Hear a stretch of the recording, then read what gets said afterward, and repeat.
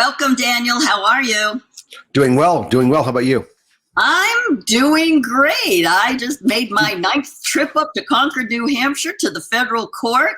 And, we just went and visited our favorite court officers so we could go to the clerk and file some more paperwork like we're supposed to do. And, we just went into whatever, I don't know what you want to call that, whatever stadium that is, and we did what we needed to do and got out. Now they know your name. You think? The judge that you're going to appear before? Yeah. I did before also. I filed an amicus brief opposing SB 3 that the Republicans had put into law that got struck down. And Bill Gardner gave me credit for causing that to be struck down because of my amicus brief. And basically, I argued to that judge that, look, the ACLU's arguments they're here to argue that their colorable law isn't colorable enough. In other words, corrupt. And the state is trying to say, well, our colorable law is good enough. In other words, our corrupt law is good. And I said, there's nobody here to stick up for the people. So I presented the background story of voter qualifications and the various things I'm arguing now before the court. Yep. And the court struck down SB 3. And now it also, breaking news, on 9:00 a.m. on the day of oral arguments, I did not know that the New Hampshire Supreme Court would release its opinion in the redistricting case. We've had a fight in New Hampshire in redistricting for more than 2 years. Mm-hmm. And guess who they relied on to close the deal? That's right. They relied on me because Moore v. Harper is the federal case that came down in June 27th. Now, the redistricting fight had already, the ACLU and the Attorney General's office had already argued before the New Hampshire Supreme Court in May. So there was it was not by an effort of their part to bring in Moore v. Harper, the landmark case. And so it's because I brought it in under late authorities. And so they used it to adjudicate the redistricting point to make the all-important point that the legislature is delegated the responsibility to redistrict and to make election laws, not the Ballot Law Commission. Correct. So that's the big thing that was exposed in the lawsuit. Right. They don't have the authority for running like the 3 branches of government. That they don't have the authority for that, and the legislature did not have the authority to give it to them. Exactly. And so that was all reaffirmed. So now Moore v. Harper is the law of the land. In other words, the Supreme Court has adopted it as precedent because they used my brief to issue their opinion in the redistricting case because they didn't use the arguments of the state or the ACLU. That's fascinating to me. And so when you go back and look at the arguments, the oral arguments that happened a half hour later, they made Moore v. Harper common law before I argued my case, putting in place the ability for them to rule in my favor because they have established precedent. So tell us what Moore v. Harper is and why it's so important. What did it do to federal law that's now made it the law of the land, common law? Moore v. Harper is a struggle in North Carolina, and it's ongoing in New Hampshire at the same time. Just FYI, the ruling we're talking about in New Hampshire was a side-by-side struggle within the jurisdiction of the state where one political party was accusing the other of gerrymandering. In other words, using their legislative democracy. See, this is why democracies are dangerous, right? Because you get mob rule. Yep. And so they were complaining that the exercise of a dominant political party over the rights of the people was inappropriate, was called non-justicable. In other words, not reviewable by the court. And that's really what both the Moore v. Harper case is all about and the New Hampshire case is all about, is a political question.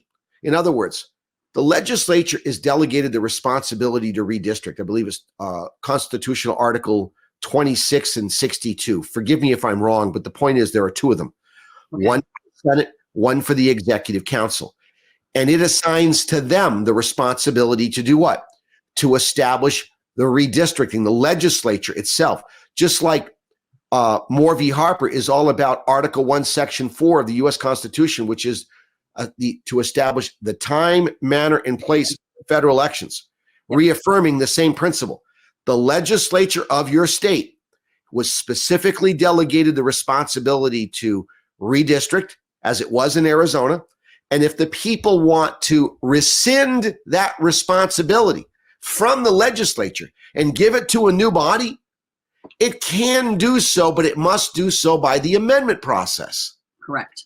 And that was a big part of my argument, which was, look, I'm not arguing that none of these things should be considered.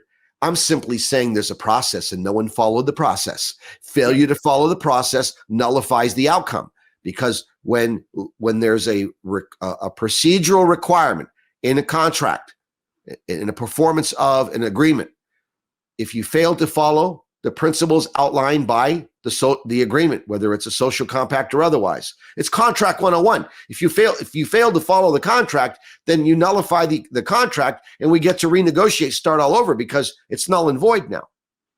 That's exactly what's going on here. So I'm still a little confused on Moore versus Harper. How did that help? Why did you bring it into your case? And how did that help you? Because it didn't put the burden of proof back on to the state and not That's on a different case, and that's a great question. Okay. So let me break that down for your audience, because your audience needs to understand this, and this is what I explained to the court in my oral arguments, okay? The Second Amendment decision in Washington, D.C. called Heller was a case where a police officer was denied the right to own a firearm in his own home, even though he was a police officer. I mean, how much more trustworthy? We're going to give him a gun in public, but we're not going to let him defend himself in his home? He sued and won. And that lawsuit took on the all-important questions. The Supreme Court of the United States was sick and tired of the lower courts applying a test, what's called means-ends scrutiny. In other words, or the other legal term that those who are savvy with the law, it's called Chevron deference. In other words, using the court using its discretion to now put a balancing test, right? Okay. So that when it comes to your rights, that it has to be put on a scale, and on the opposite side, the judge must legislate from the bench. That's what they were striking down. No, you can't legislate from the bench. You have to look at the plain text. And that's what they were doing. They were treating the Second Amendment different than the First Amendment and the Third, Fourth, and Fifth Amendments. And the Supreme Court of the United States said, no, this is going to stop. And from now on, when it comes to the Bill of Rights, the Federal Bill of Rights, key, Federal Bill of Rights, it will no longer be treated this way. From now on, the burden of proof shifts to the government. When the government claims that it can infringe on your Second Amendment, First Amendment, Third Amendment, Fifth Amendment rights, it must now prove that its statutory scheme would have been a justifiable infringement at the time your rights were enumerated. And we know that's almost like, I'll give you the Second Amendment case they used. They used the point that the Second Amendment says the right of the people to keep and bear arms shall not be infringed. The right of the people automatically qualifies you.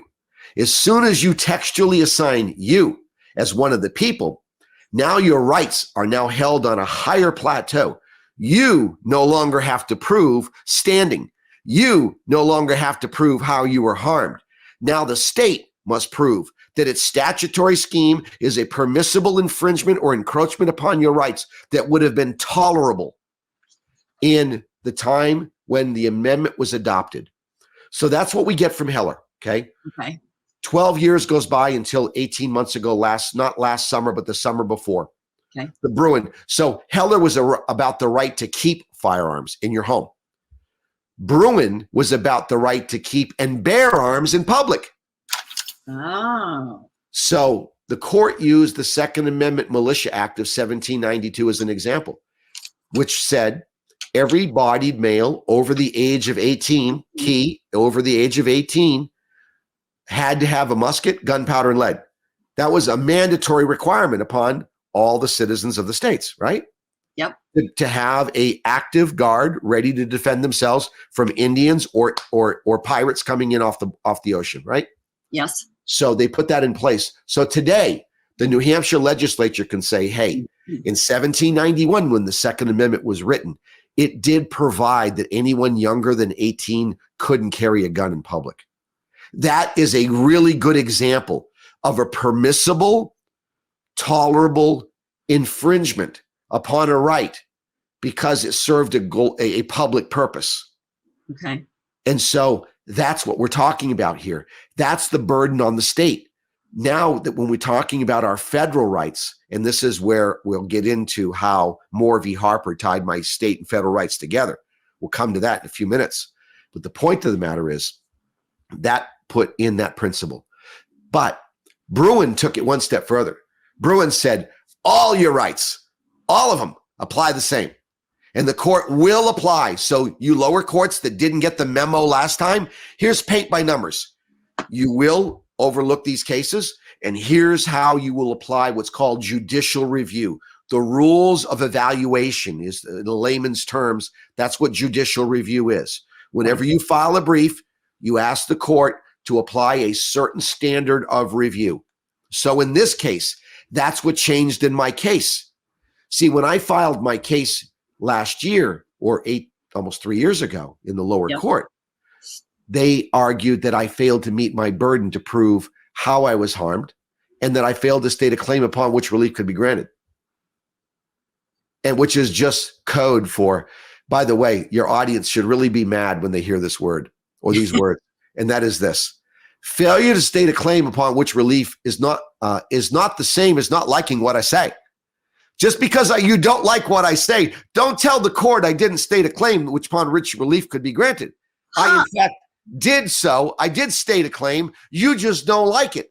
So don't tell the court I didn't state one, because that's gaslighting you. And that's what they're good at. Gee, that phrase just showed up on our case. No doubt. Once, not twice, but 3 times. You know why? Because the government can't be wrong. They would never, ever, Your Honor, we promise, we would never, ever, ever violate the rights of the people. We swear to it. And hold on, might I redirect everyone to the audio video of the Supreme Court oral arguments last Wednesday and watch the Attorney General's office get caught lying and lying and lying and lying. It was just beautiful. I was doing somersaults saying, just keep talking. Just keep talking. That state prosecutor would have done himself a bigger favor by simply defaulting and not showing up. Totally agree with you. It was a thing of beauty. You can't make this stuff up. You know, it was embarrassing. Not for you, but no. For Lynn, my favorite quote from the whole thing was when Chief Justice Gordon MacDonald asked him the following question: permissible legislative judgments, or excuse me, permissible legislative judgment. I don't understand what that means.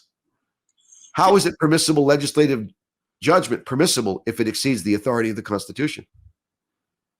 It's not. It can't be. And he asked that to the state attorney. And he went, duh. Good question, Your Honor, and I don't have an answer. No, that is the basis of their legal argument. They believe that they have permissible legislative judgment to expand absentee voting after absentee voting required a constitutional amendment to create it in the first place. How is it in 2020 it's no longer required to do the very thing that caused two absentee exemptions to be law? It's called COVID, and we know what's best for you. So don't look at what this hand's doing while this one's doing this. Right. That's what it's called. Right.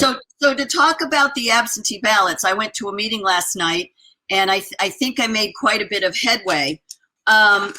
You know me, I don't sugarcoat anything, and not that I say anything mean or otherwise. I just don't sugarcoat it because I just don't have the bandwidth for it anymore.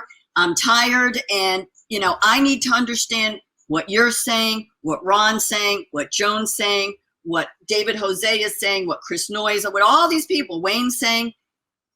It takes all for me to focus it, get it into my brain and understand, undo all the schooling that I've had, all the lies I've been told, all the gaslighting, and that, just go back and sit down and have your little Coca-Cola there, honey. We got this. To undo all of that. So let's talk really simply. So number one, in New Hampshire, we have Dominion AccuVote machines that the software is no longer supported, hasn't been for a number of years. Number two, they haven't been certified in over 30 years. Number three, they were only supposed to be there for 3 years of, testing. It was a trial run. And we're now 35 years later, and they can't find the parts, so they've been stealing them from here, there, and everywhere. Called cannibalizing. Cannibalizing, okay, big word, but stealing them from here, there, and everywhere, popping them in, and then never having the machines recertified. And then they're told, good to go. Now we're just going to open them up and put this memory card that comes from this third-party company, all good. We don't have anything on there, just the names. Let me stop you. That's all, Jocelyn, that's all dead. Moore v. Harper pointed out that it cited 4 state governments that acted outside of the bounds of their state constitution, and Arizona was one of them, that created a redistricting commission. So now that Moore v. Harper is now New Hampshire common law, the Ballot Law Commission no longer has any authority to act as a lawmaking body, a enforcement body, or a policing body. It has no authority to authorize anyone to do anything other than sit in judgment of election law results. That's it. So that's, like it or not, Wednesday morning's opinion citing Moore v. Harper means these things are true. So talk about the absentee ballots. So absentee ballots originally were for 2 reasons. If you were severely disabled and you needed a doctor's note, and you were going to be out of the state or out of the country, generally for military, you could request one. But there was an affidavit, and it had to be notarized. So in other words, people, when you have to go to when you have to have an official document, an affidavit, you have to go to the bank or whoever, and they watch you sign the document, and they put their notary stamp on it. It's now a properly executed affidavit. Well, absentee ballots had to have the same thing, but all of a sudden it got expanded to, my dog ate my ballot, and I'm being facetious. My dog ate my ballot, and I can't, the weather's really bad and I'm scared to drive. My boss won't let me off of work, blah, blah, blah. Okay, let's have a federal holiday. We just fixed that. But there's still a bigger problem.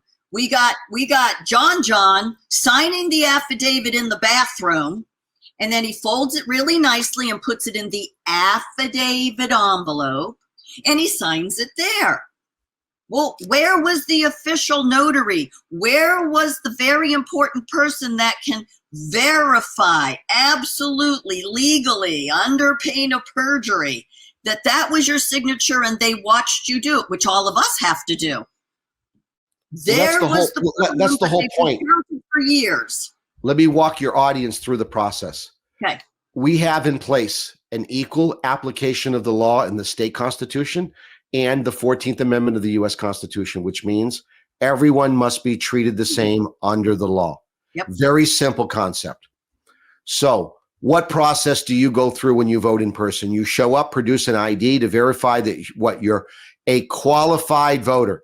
Yep. Someone authenticates that you're on the checklist because they verified who you are, because either they know you personally or they recognize the identification, state-sanctioned identification. Okay. Yep. The second thing is that when you do so, you then are handed a ballot and you mark it in the presence in a secure area. When you get done, you insert it into the ballot box prior to the voting machine. That's what they did. They used the ballot box. It was all hand, paper and ink. That's all there was. We don't get to 1979 without paper and ink and hand counting. So that's a huge, huge deal. Usage and custom for nearly 200 years.